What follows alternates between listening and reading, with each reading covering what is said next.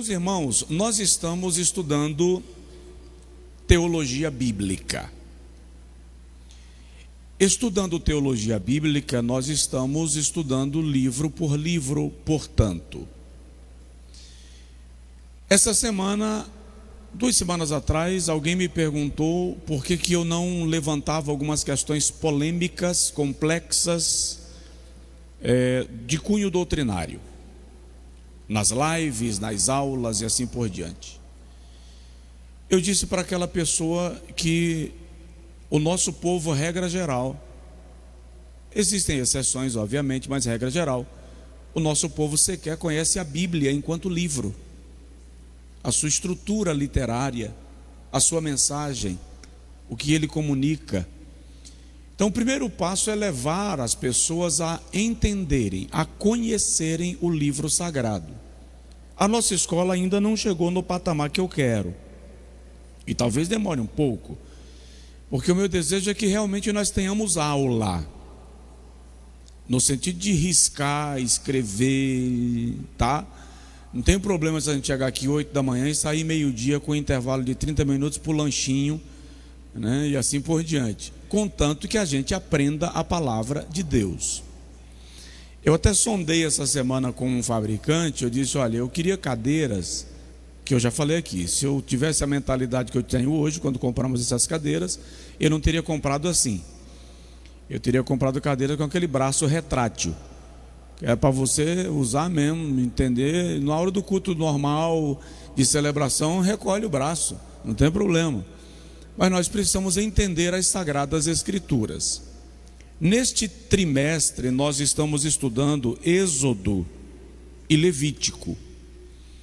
E dentro da estrutura do Êxodo, nós estamos no capítulo 10 e capítulo 11, quando estudamos as pragas de gafanhotos, pragas dos gafanhotos, das trevas e a morte dos primogênitos. E há informações bastante importantes para nós aqui. Inclusive, deixa eu destacar para os irmãos, nas 2 lições anteriores, inclusive, foram estudadas as 2 primeiras propostas que Faraó fez a Moisés. Porque Faraó insiste em não liberar o povo para sair do Egito. Quando as pragas começam, Faraó primeiro diz a Moisés, por que adorar a Deus fora do Egito? Adorem a Deus aqui mesmo. E aí a gente vai aprender, dentro dessa perspectiva, que adorar a Deus no Egito é o que mais está acontecendo na igreja moderna. Querendo adorar a Deus sem sair do mundo. É a adoração mantendo o mesmo estilo de vida do mundanismo. Esse é o sentido aplicado para essa proposta de Faraó a Moisés, quando nós trazemos isto para o Novo Testamento. É preciso tomar muito cuidado. E quando eu falo de adorar a Deus sem sair do mundo, eu não estou falando só de estilo de vida. Eu estou falando também de filosofias e doutrinas que têm sido pregadas no ambiente da igreja e que são mundanas, são secularistas. E a maioria de nós, por não estar atento, não percebe. Moisés não aceitou adorar a Deus no Egito. Diga comigo, não é possível adorar a Deus permanecendo na escravidão. Escravidão aqui, escravidão do pecado. Aí vem a segunda proposta que estudamos também na lição passada. Faraó sugere a Moisés que eles adorem a Deus, mas que eles não precisavam ir para tão longe. Capítulo 8 do Êxodo. Adore a Deus, mas não vão tão longe. O que significa isso? Adorar a Deus com separação parcial. Vamos ficar um pé lá e um pé cá? Vamos adorar a Deus, mas a gente permanece de certa forma no mundo. Não precisa ir tão longe, não precisa se tornar tão diferente. É um outro perigo que nós enfrentamos e que também está muito comum no ambiente da igreja moderna. Eu adoro a Deus, mas eu me mantenho conectado com o sistema mundano, tá? Há um liberalismo tomando conta do ambiente da igreja, e esse liberalismo é perigoso, porque descaracteriza a igreja. Se o irmão ler 1 Reis, capítulo de número 17, quando Acabe tenta comprar a vinha de Nabote, Acabe quer comprar a vinha de Nabote, ele diz assim: me vende a tua vinha para que eu a transforme em uma horta. A lei mosaica proibia que houvesse plantação ou plantações de espécies diferentes no mesmo terreno. Era preciso haver uma linha divisória. Se aqui é vinha, não se planta outra coisa. Aqui é horta, não se planta outra coisa. Acabe quer comprar a vinha, que é uma plantação nobre, para transformar numa horta, que era considerada uma plantação secundária. Quando a gente para e analisa o contexto bíblico, a gente percebe que o intuito de Satanás é justamente causar essa mistura que descaracteriza a igreja como igreja, que rouba da igreja a sua identidade. Você me entendeu? Diga amém. Então vamos lá. Quando nós chegamos na lição de número 4, lição que estamos estudando hoje, a câmera que está transmitindo para fora é a da minha frente ou daqui? Ambas, né? Ok. Quando nós chegamos na lição de número 4, eu vou destacar logo isso para você anotar. Aliás, para quem prega, isso é um esboço, tá? 4 propostas de Faraó a Moisés. A primeira: adore sem sair do Egito, que é adoração sem separação. Está anotando? Vai lá que eu estou te dando esboço e é de graça. Quando você receber um convite para pregar em algum lugar, saber o que dizer, né? Adore sem sair do Egito, é adoração sem separação. A segunda proposta: adorem, mas não saiam para muito longe, que é a adoração com separação parcial. Meio lá, meio cá, meio crente, meio mundo, né? Aí Faraó traz a terceira proposta para Moisés, que está no capítulo de número 10, versículo 10. Adorem, mas deixem as crianças. Observe que desde muito cedo Satanás tem o olho em nossas crianças. 10:10. Então, adore, mas deixe as crianças significa: adore, mas abra mão da sua casa. Deixe os seus filhos para Satanás se apropriar. Não inclua a sua família na adoração. Essa é a terceira proposta. E cá entre nós, ela é muito atual. Só um minutinho, minha irmã. Ela é muito atual. Isso está acontecendo hoje, sim ou não? Muitos pais estão deixando os seus filhos decidirem o que querem para si. Eu me lembro, todo mundo da minha geração ouviu essa frase, que hoje é antiquada, mas da minha geração, não vou dizer todo mundo, a maioria absoluta ouviu: enquanto você estiver debaixo do meu teto,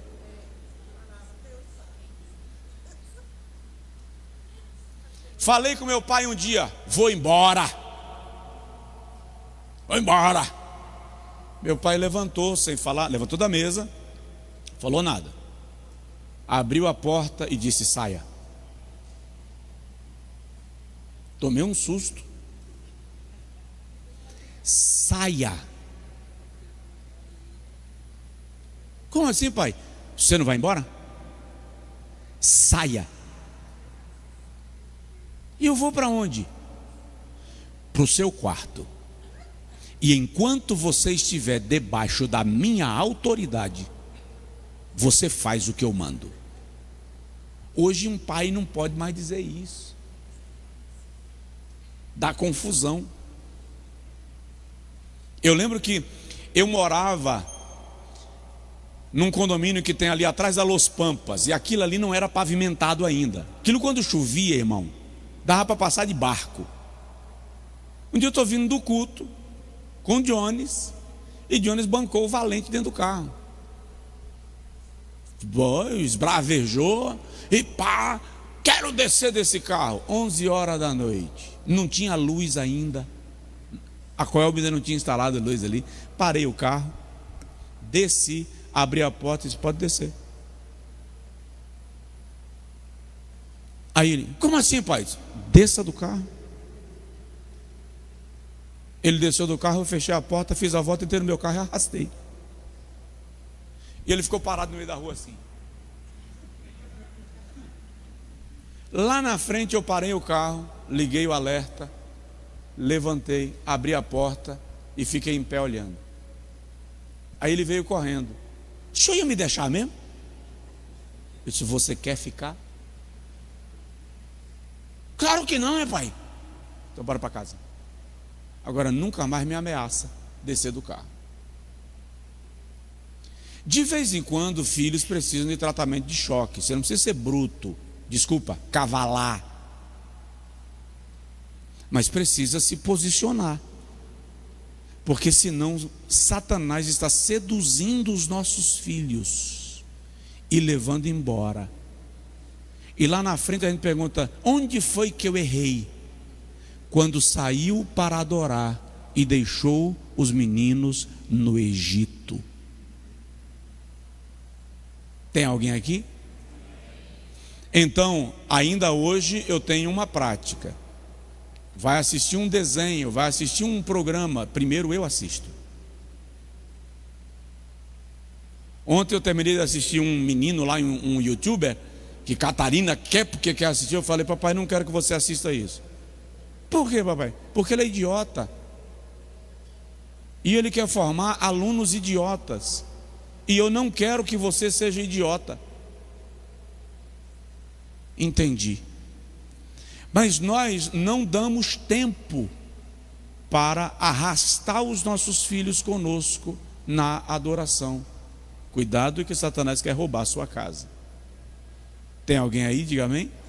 E a quarta proposta que Faraó faz a Moisés, e a gente vai agora para as pragas. A quarta proposta que Faraó faz a Moisés, que está no capítulo de número 10, versículo 24. Vá adorar, mas deixa os rebanhos. Adoração sem sacrifício.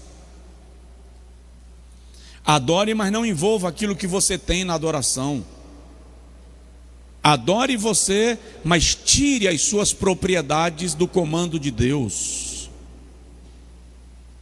São propostas que estão sendo praticadas, preconizadas, divulgadas largamente no ambiente da igreja, e chamam isto de modernismo.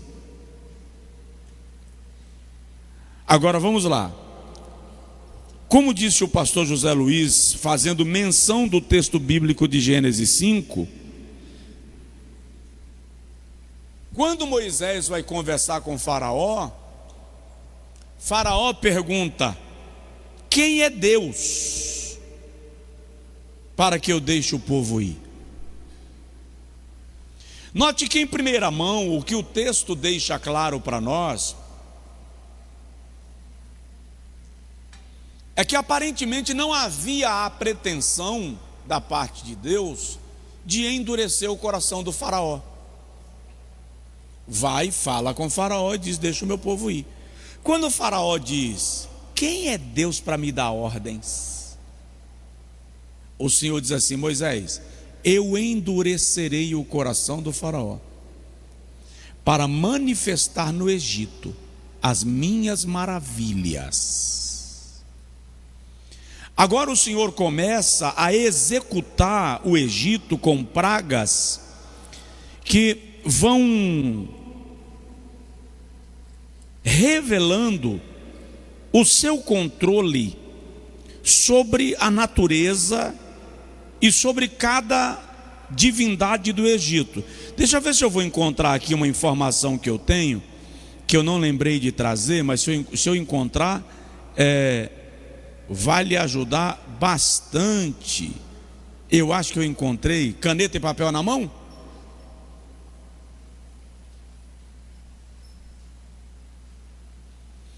A primeira praga, vamos lá, capítulo de número 7, versículo 19: as águas se tornam em sangue. O Nilo era considerado um deus no Egito, tá? Quando Deus permite, ou quando Deus provoca que as águas do Nilo se tornem em sangue, havia duas divindades que eram as divindades do Nilo. Anote aí: Apis, com A, Apis e Íris. Apis era considerado o deus Nilo e Íris era considerada a deusa do Nilo. Apis e Íris. Quando o Senhor transforma as águas do Nilo em sangue, Ele está dizendo: eu sou maior do que Apis, eu sou maior do que Íris. Entendeu que as pragas não são aleatórias? Elas têm um direcionamento: revelar a supremacia de Deus em relação às divindades do Egito. A segunda praga, capítulo de número 8, que é a praga das rãs. Aí nós temos Requete, com H, escreve-se Equete, que era considerada a deusa do nascimento, e ela tinha a cabeça de uma rã. Então, quando o Senhor envia a praga das rãs, que tomam conta de todo o solo do Egito, Ele está dizendo: eu sou maior do que Equete, ou Requete. A supremacia de Deus está sendo estabelecida. Você está me entendendo? Diga amém. Okay? A terceira praga é a praga dos piolhos, capítulo 8, versículo 16. Vou fazer uma pergunta sem graça: quem já teve piolho? Levanta a mão. Levanta. Irmão, eu morei no sertão, irmão. Aquele barro vermelho, um sol quente de rachar. Pense. E a tarde da tortura, que minha mãe tinha uma tarde por semana, que ela sentava na calçada do fundo da casa, estendia a perna assim e dizia: bota a cabeça aqui. Meu irmão, não, e minha mãe não queria arrancar piolho, ela queria me deixar careca. Ela queria arrancar os cabelos puxando fio a fio. Só Jesus na terra, tá? A praga dos piolhos, vamos lá. Sete era o deus do deserto. Eles entendiam que essa divindade protegia o Egito das pragas do deserto. Quando Deus envia, Sete é com T mudo, tá? Quando Deus envia a praga dos piolhos, Ele está dizendo: eu sou maior do que Apis, eu sou maior do que Íris, eu sou maior do que Requete, eu sou maior do que Sete. Cada praga comunica uma mensagem, cada praga tem um direcionamento específico para o povo entender quem é o Deus de Israel. A quarta praga é a praga das moscas. Aí nós temos uma divindade chamada Ra, que era o Deus Sol, e o Atite, que era uma divindade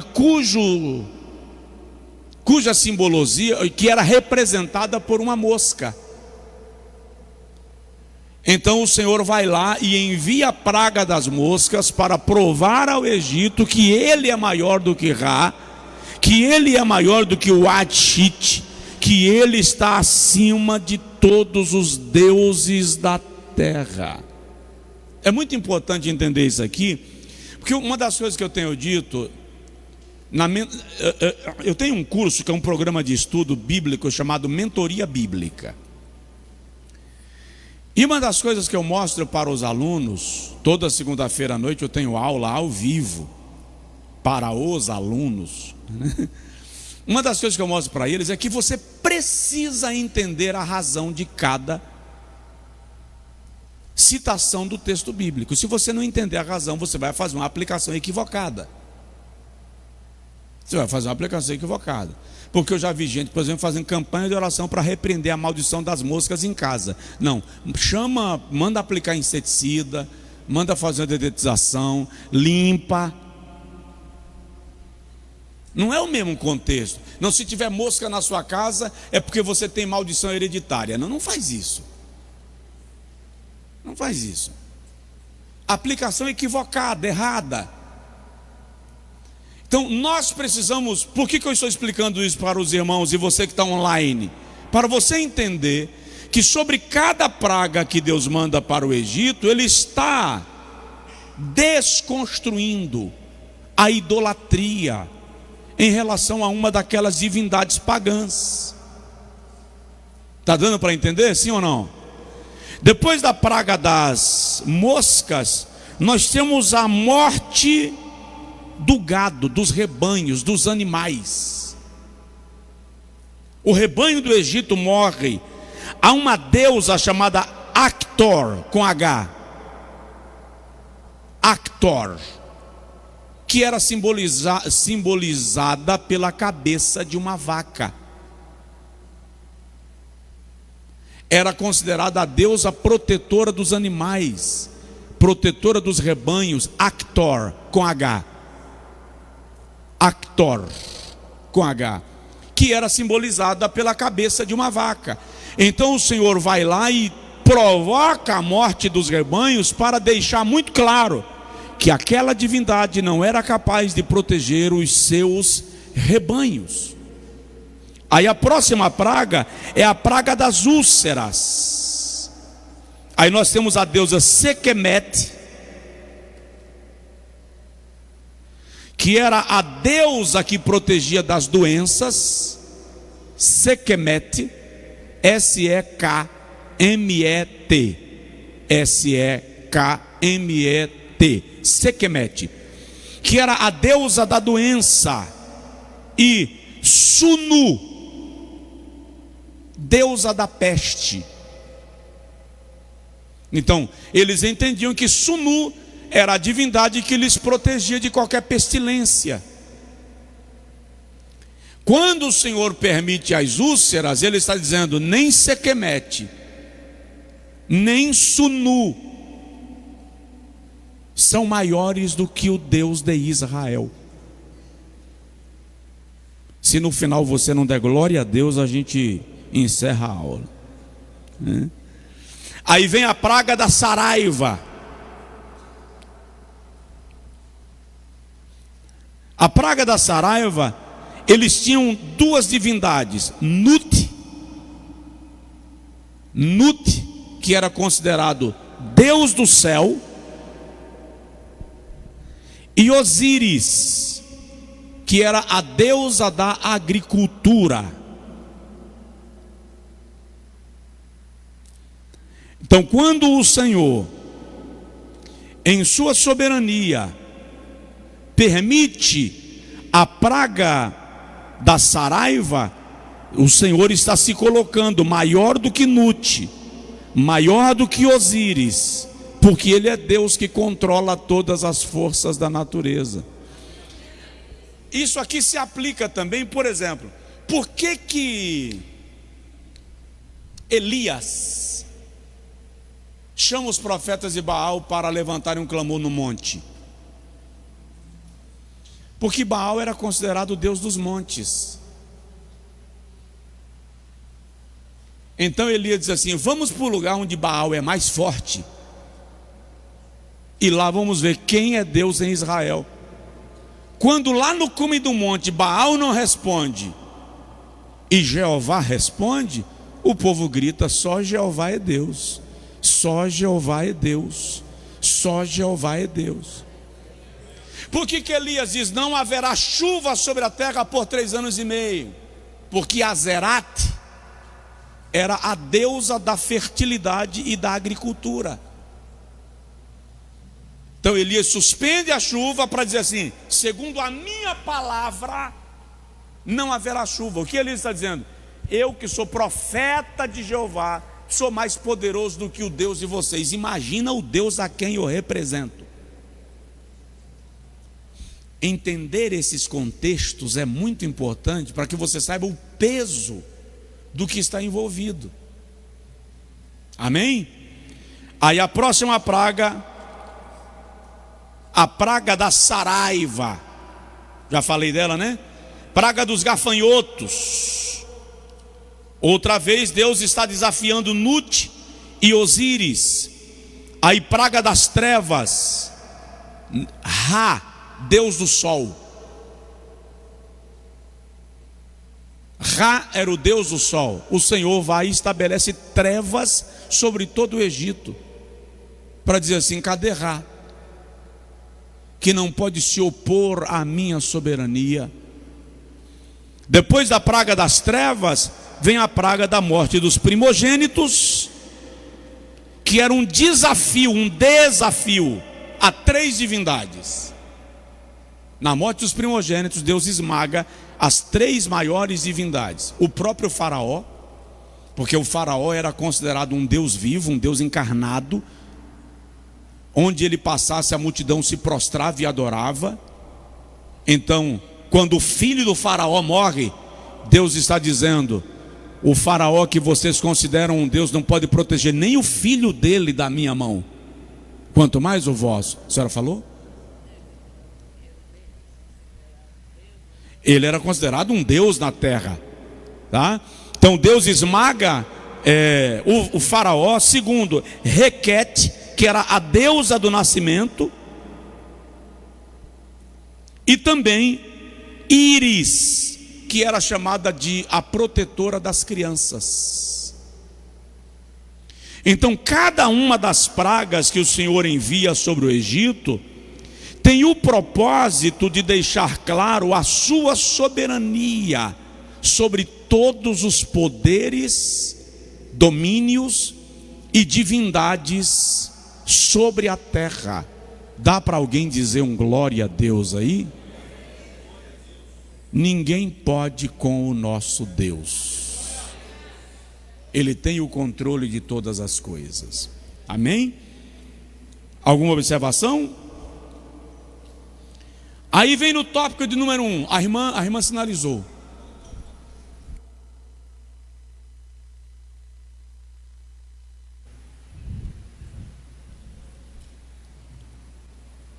Você está vendo? Quando a irmã achar, sinaliza que eu paro. No primeiro tópico da lição, que o pastor José Luiz já estava trabalhando, a pergunta é: até quando recusarás te humilhar perante o Senhor teu Deus? E aí eu vou só enfatizar a pergunta que o pastor José Luiz fez. Essa pergunta de Deus, através de Moisés a Faraó, não se aplicaria a nós?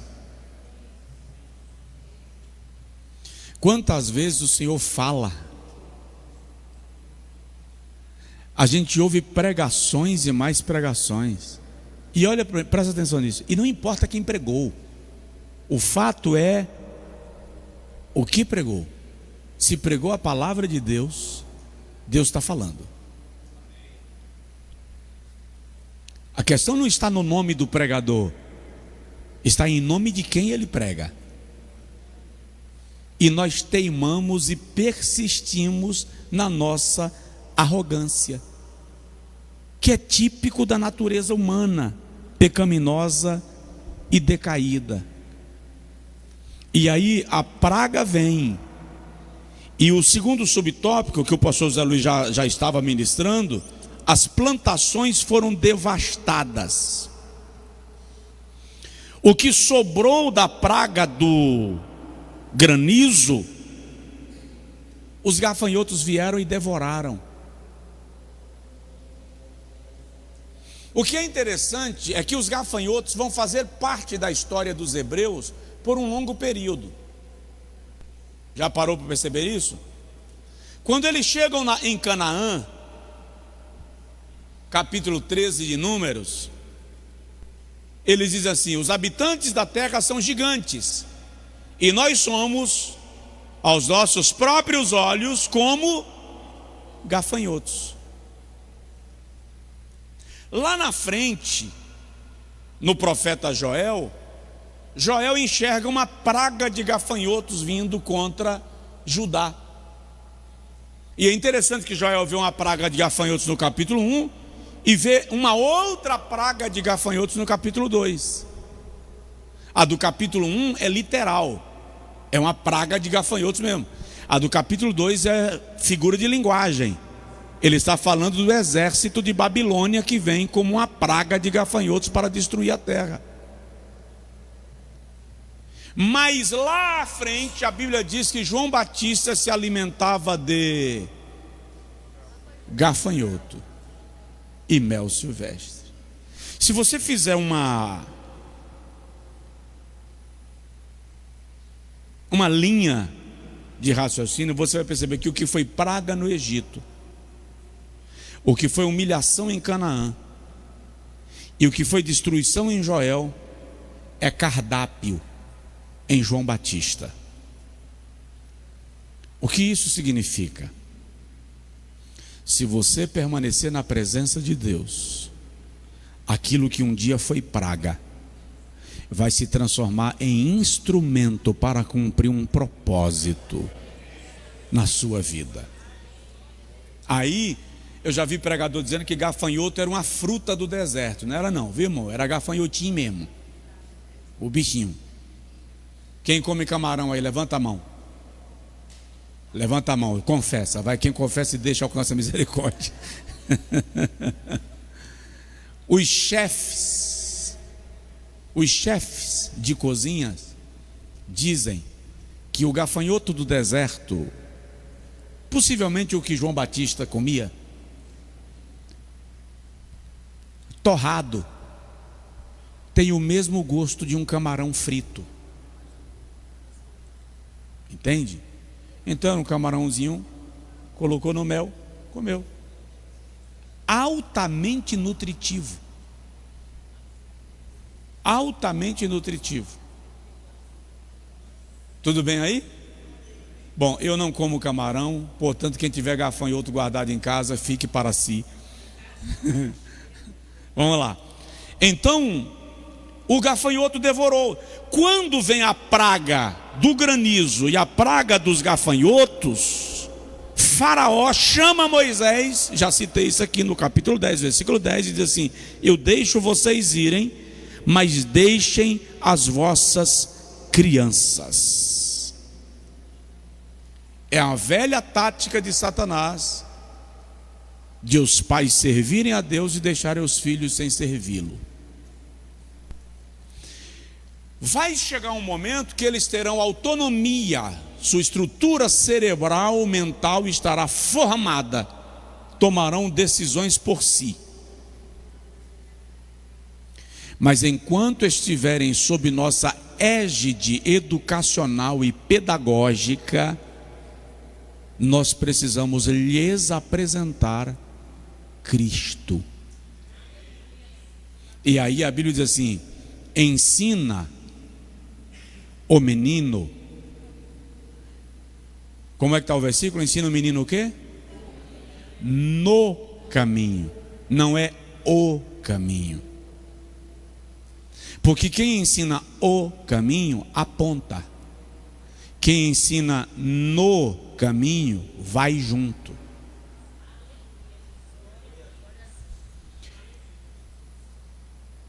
Jones pregou uma mensagem aqui talvez uns 2 anos atrás, as 3 cadeiras.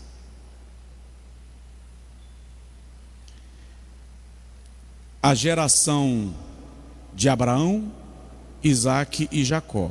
O texto que ele leu foi aquele texto de Josué, quando Josué diz assim: eu e a minha casa serviremos ao Senhor. Então Josué diz: eu vou e a minha casa também.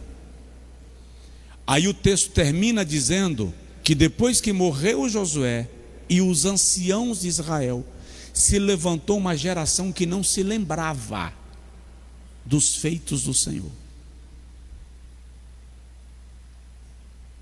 Aí Juízes começa dizendo que se levantou uma terceira geração que não conhecera os feitos do Senhor, nem lembrava da história dos anciãos de Israel, e cada um seguia pelo seu próprio caminho. Por isso veio a escravidão. Qual é o pecado que nós cometemos? Os pais da minha geração, eu e aqueles que são da minha geração, nós fomos instruídos sob uma rigidez X. Sim ou não? Era uma coisa assim. E nós decidimos que os nossos filhos não passariam pelo que nós passamos. Aí nós afrouxamos completamente. O resultado disso é que os nossos netos poderão não ouvir falar das coisas que o Senhor fez, porque nós não repassamos, porque nós resolvemos ser mais democráticos e não ensinamos, não instruímos. A maioria de nós aqui fez o pequeno grupo da família nas 2 ou 3 primeiras semanas, quando o pastor estava falando todo dia. O pastor parou de falar, você parou de fazer.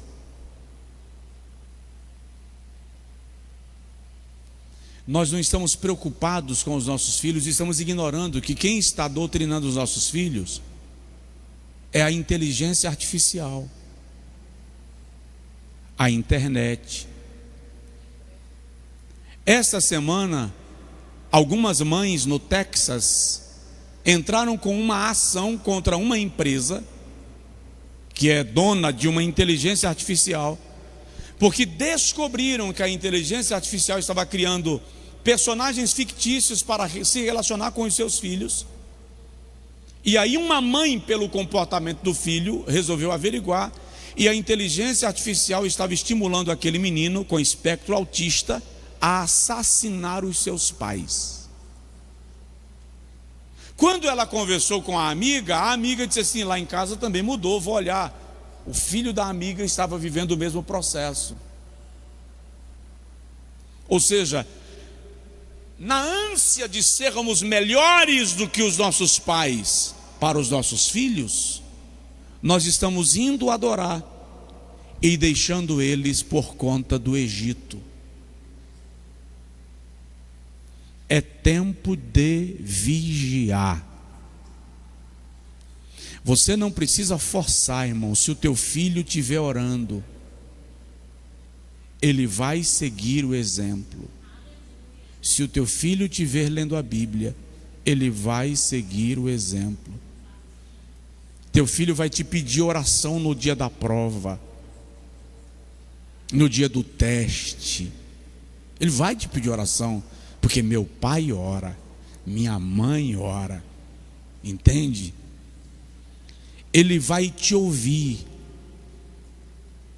Essa semana eu estava conversando com o irmão e disse assim: pastor, minha filha está em outro país fazendo um intercâmbio. Eu estou aqui, mas daqui eu coloquei ela de castigo lá. Não, você não vai sair não, você vai ficar X dias sem sair à noite com os colegas, porque você fez isso aqui que eu disse para você não fazer. Mas isso não acontece no laço. Isso é quando os filhos veem nos pais uma rota que vai levá-los para o sucesso. Então eles percebem nos pais uma autoridade efetiva e que acontece para o seu bem. Passa a reconhecer. Gosta? Não. Que filho gosta de ficar de castigo, tomar bronca? Nenhum. O meu de vez em quando fazia uma tromba desse tamanho. E eu achava engraçado, porque quando estava no shopping, que ele não gostava de algo, ele fazia uma tromba, ia embora para o carro e ia assim, ó, chutando o vento. Quando eu chegava no carro, 1h30 depois, com exagero e tudo, ele estava lá encostado, travado. Não gosta, mas atende. E no futuro, eles entendem que aquilo foi para o seu bem. Mas não é no laço. É preciso acompanhá-los, ensiná-los, orientá-los, dizer por quê. Dizer por quê. Pois não, minha irmã?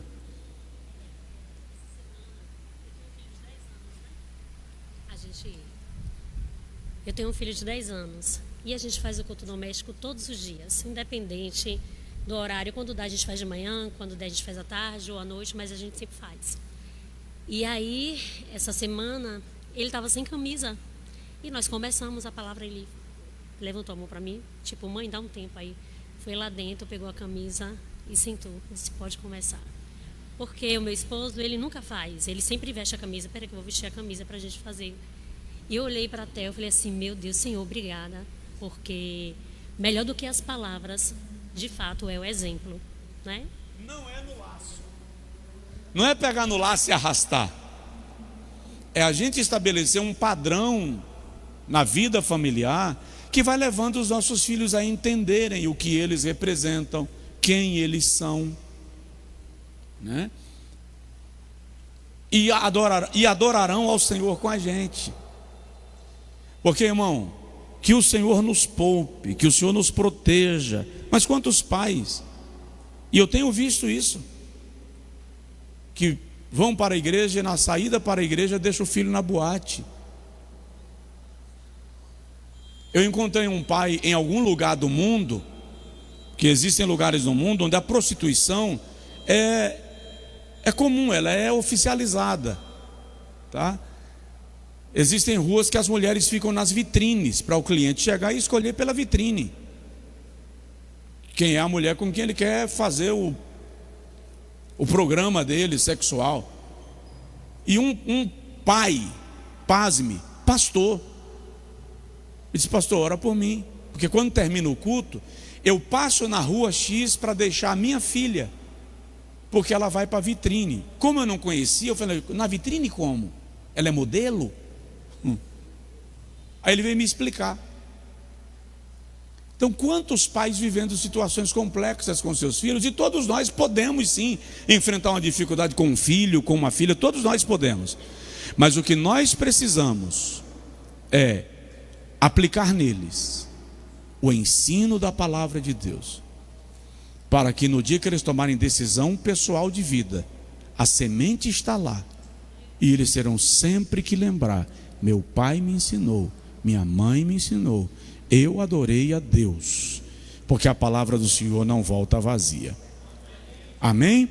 Já concluindo aqui, veio a praga das trevas. A nona praga, assim como a terceira e a sexta, veio de repente, sem advertências ou reuniões. 3 dias de trevas como se fosse meia-noite. Mais uma vez Faraó cede e mais uma vez volta atrás. Êxodo 10, 21. Então disse o Senhor a Moisés, estende a mão para o céu e virão trevas sobre a terra do Egito, trevas que se possam apalpar. Eu não consigo nem imaginar. Mas aí vem a explicação aqui embaixo. Segundo parágrafo, por favor. Muitos estudiosos concordam que as trevas foram provavelmente causadas por Kansim, a violenta tempestade de areia extremamente temida no Oriente. Obrigado, irmão Francisco. O calor, a poeira e a eletricidade estática tornam as condições físicas quase insuportáveis. Pior ainda é o efeito causado na mente e no espírito devido à opressiva escuridão. O escuro era tão temido no Egito que havia uma divindade só para protegê-los disso, mas ela nada pôde fazer. As densas trevas impediam que os homens de se verem. Toda a atividade comercial e industrial cessou. Em Gósen, todavia, era onde os israelitas moravam, havia luz. O povo do mundo anda em trevas espirituais, mas o povo de Deus na luz. O egípcio tinha tanto pavor das trevas que era proibido transitar durante a noite. Se considerava que quem saísse de casa durante a noite estava desprotegido. Os deuses não lhe acompanhavam. Entretanto, aqui eles têm 3 dias de densas trevas. O Senhor está dizendo: nem Ra, aquele que eles consideravam o Deus Sol, pode se sobrepujar ao Deus Todo-Poderoso. Deixa eu concluir com essa observação, que é a morte dos primogênitos. Aqui nós temos o golpe fatal, o golpe final. Mas preste atenção: há quantos anos Israel estava no Egito? 430 anos aproximadamente. Trabalharam como escravos. Deus está decidido a fazer o Egito pagar aos israelitas os 400 anos de trabalho. Mas pastor, Deus matou os primogênitos. Faraó matou quem? Quantos meninos morreram quando o Faraó determinou que eles fossem jogados no Nilo?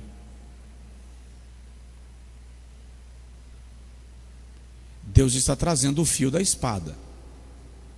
Só que tem um detalhe.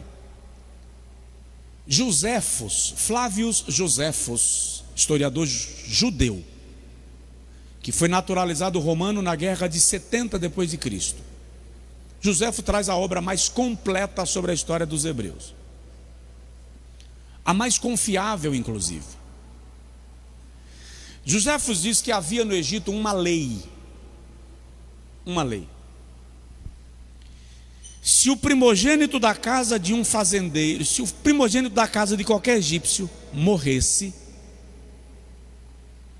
aquele egípcio era obrigado a liberar os seus escravos por até 40 dias para irem onde quisessem.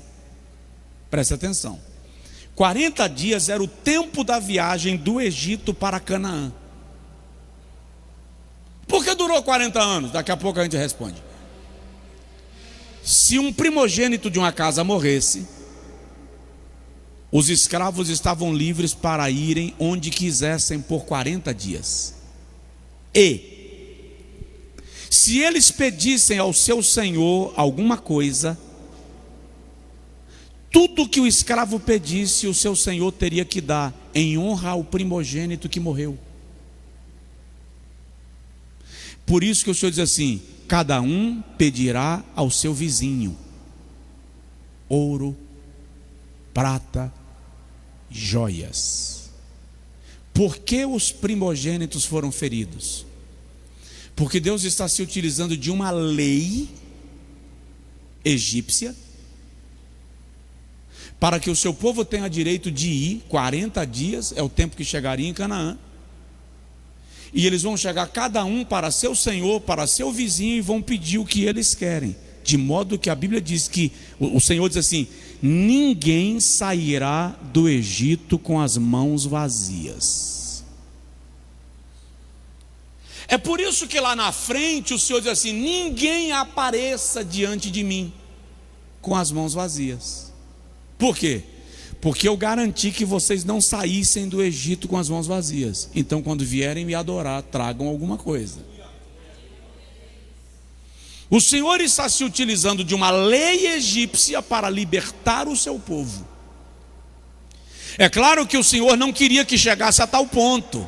Não é parte do plano matar os egípcios. Faraó, pelo seu endurecimento de coração, e por 4 vezes ele cede e volta atrás. Então o Senhor diz assim: ok, eu vou apelar para um inciso da tua própria lei. O primogênito morre, os escravos são liberados e ainda saem ricos, abastecidos. Note que quando o Faraó vem perseguir o povo já está à beira do mar Vermelho, que era a divisa do território do Egito com o território dos cananeus. Não é que o povo saiu de manhã e Faraó se arrependeu à tarde. O povo já estava à beira do mar, a divisa já estava chegando. E é interessante que o povo fica perambulando 40 anos no deserto, não no território do Egito, no território dos cananeus, da além do mar, depois do mar. Por que ficaram perambulando 40 anos? Porque murmuraram 40 dias. Números 13. Aí o Senhor diz assim: vocês vão peregrinar 40 anos no deserto, 1 ano de peregrinação para cada dia de murmuração. Vou fazer uma perguntinha básica. Se Deus transformar cada dia da tua murmuração em 1 ano de provação, onde tu chegas? É melhor cantar assim, ó: conforme a tua infinita graça, ó Pai, perdoa a minha transgressão. Eles ficaram 40 anos no deserto por causa da incredulidade, das murmurações. Mas eles já estavam, o que o texto diz é que aqui é Canaã. E eles ficaram 40 anos caminhando em volta de Canaã, enxergando a terra e sem poder entrar nela. Aí o determinado comentarista diz que ali estava crescendo uma geração que torcia pela morte dos seus pais. Porque o Senhor disse assim: os vossos filhos e as vossas filhas, de quem vós dissestes que eu trouxe para morrer no deserto, eles entrarão na terra que eu prometi a Abraão. Mas vocês, seus pais, morrerão no deserto. Então, enquanto aquela geração não morreu, eles não entraram em Canaã. Aí vem um detalhe importante para a gente encerrar a aula. O livro de Números,